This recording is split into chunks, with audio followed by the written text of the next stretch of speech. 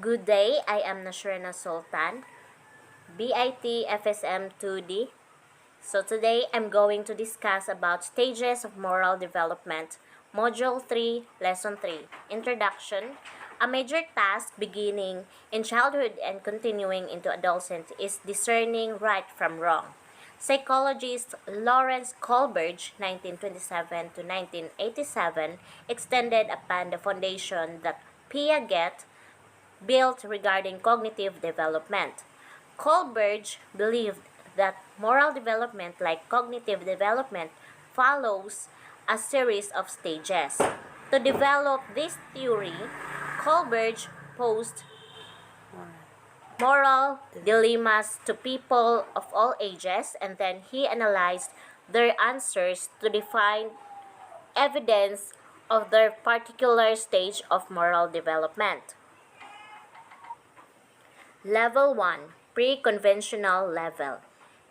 At the pre-conventional level, morality is externally controlled. Rules exposed by authority figures are conformed to in order to avoid punishment or receive rewards. This perspective involves the idea that what is right is what one can get away with or what is personally satisfying. Level 1 has two stages. So level 1 is the first stage of moral development. In this stage, moral decisions are shaped by the standards of adults and the consequences of an action. Stage 1, punishment, obedience, orientation. Behavior is determined by consequences. The individual will obey in order to avoid punishment. So a child is good in order to avoid punishment. If a child is punishment, he or she must have done wrongful action. So stage 2, instrumental purpose orientation. Behavior is determined by consequences. The individual focuses on receiving rewards or satisfying personal needs. So, in this stage, different individuals have different viewpoints. Level 2, conventional level. At the conventional level, conformity to social rules remains important to the individual. However, the emphasis shifts from self-interest to the relationships with other people and social systems.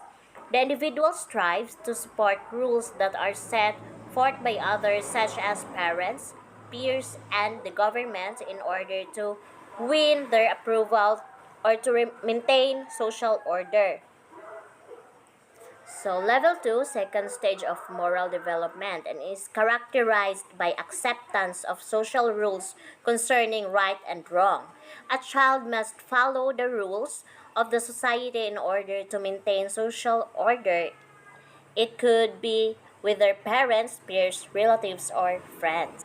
Stage 3, good boy, nice girl orientation. Behavior is determined by social approval. The individual wants to maintain or win the affection and approval of others by being a good person. So, stage 3, one must be a good person if he wants to attain approval of the people around them, because in this stage, one's behavior is set on approval of the society or the people itself. Stage 4, law and order orientation. Social, social rules and laws determine behavior. The individual now takes into consideration a larger perspective, that of societal laws.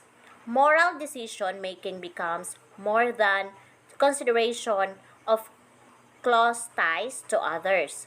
The individual believes that rules and laws maintain social order that is worth preserving. So stage 4, an individual is now become aware of wider rules and of societal laws in order to maintain an organized social order. Level 3, post-conventional or principled level. At the post-conventional level, the individual moves beyond the perspective of his or her own society. Morality is defined in terms of abstract principles and values that apply to all situations and societies. The individual attempts to take the perspective of all individuals. So, So level 3, in this level, a person takes consider of other people's point of view in taking an action and decision to maintain socially organized society. Stage 5, social contract orientation. Individual rights determine behavior. The individual views laws and rules as flexible tools for improving human purposes. That is, given the right situation, there are exceptions to rules. When laws are not consistent with individual rights and the interests of the majority, they do not bring about good for people, and alternatives should be considered. So in stage 5, in this stage, laws and rules plays a vital role for improvement of individual and for the betterment of the society. But if these laws will not bring something good to the people, then there must be other way or solution that must be implemented. Stage 5, I 6 rather. Universal ethical principle orientation. According to Kohlberg, this is the highest stage of functioning. However, he claimed that some individuals will never reach this level. At this stage, the appropriate action is determined by oneself choosing ethical principles of conscience.